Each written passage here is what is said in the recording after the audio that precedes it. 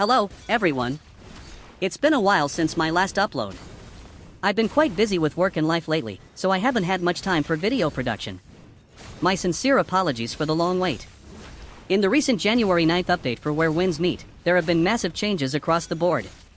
From new content to balance adjustments for several weapons' inner ways, we have a lot to cover. Specifically, the moblade received a ton of changes, so let's dive into the details. First off, the moblade can finally triple jump. In my previous video, I complained about why this weapon was restricted to a double jump. By the way, why can't the moblade double jump? It makes no sense. We can use lightness skills just fine, so why is a simple double jump impossible? It's ridiculous. And it seems the devs finally listened. It feels much better now. Second, the dodge distance using the shift key for the moblade has been increased. Previously, I advised swapping to the stormbreaker spear to dodge certain patterns from Qianye because the moblade's dodge was too short. You absolutely cannot avoid this attack pattern with the moblade's dodge motion. So, you must swap to the stormbreaker spear and then dodge. Well, you don't have to worry about that anymore.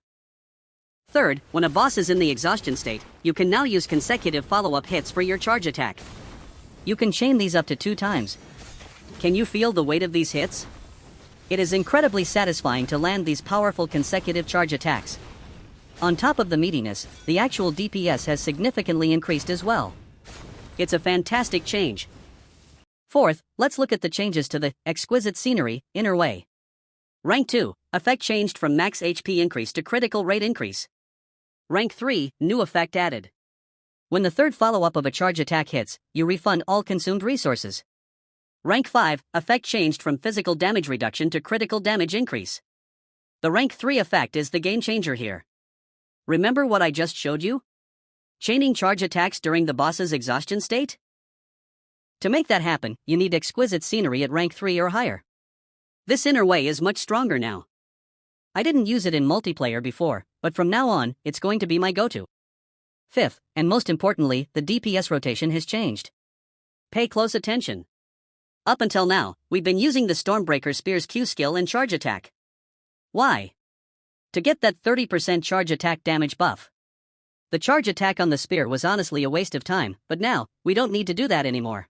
However, this mechanism is reportedly changing. It is said that the damage bonus buff will be triggered by the Q skill instead of the charge attack. In my previous video, I mentioned that they might change the Stormbreaker Q skill to trigger the buff on its own, and that's exactly what happened in this update. Even better, if you use Predator's Shield before the buff expires, the duration of the 30% charge attack damage buff refreshes. This means we can maintain that 30% buff indefinitely without ever having to swap back to the Stormbreaker Spear. This patch removes the clunky parts of the rotation and lets us focus entirely on the moblade. A new training ground has been added to Where Winds Meet to measure your DPS. So, how does the moblade stack up? Before I show you my specific build, let's take a look at my DPS test run.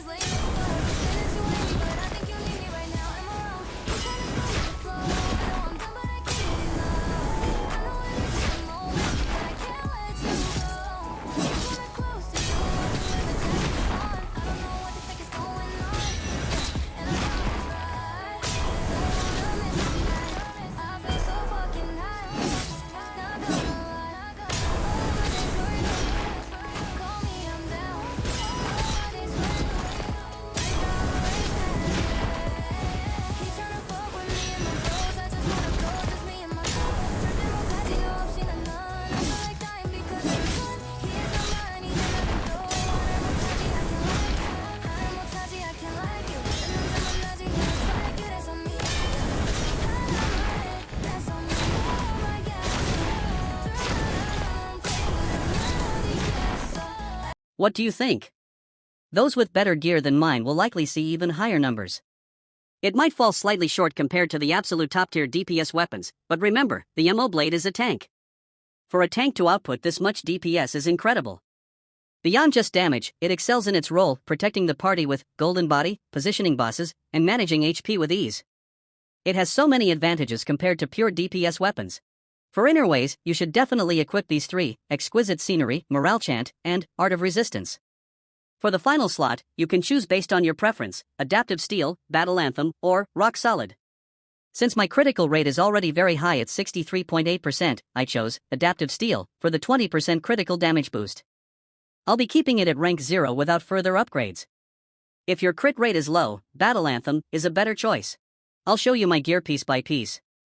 In my past guides, I recommended the Ivorybloom Set over the Rain Whisper set. Since then, I've received over 300 comments telling me to stop talking nonsense.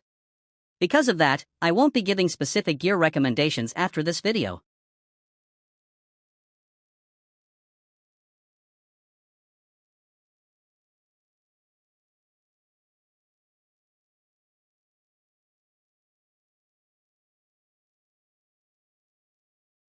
The moblade was already great, but this update has made it top tier. I can now consistently hit over 1 million DPS in multiplayer, and if the fight goes on longer, I can reach up to 1.5 million all while tanking and handling mechanics. In terms of performance, the moblade leaves nothing to be desired. It's easy to play and incredibly powerful. You should definitely try it out right now.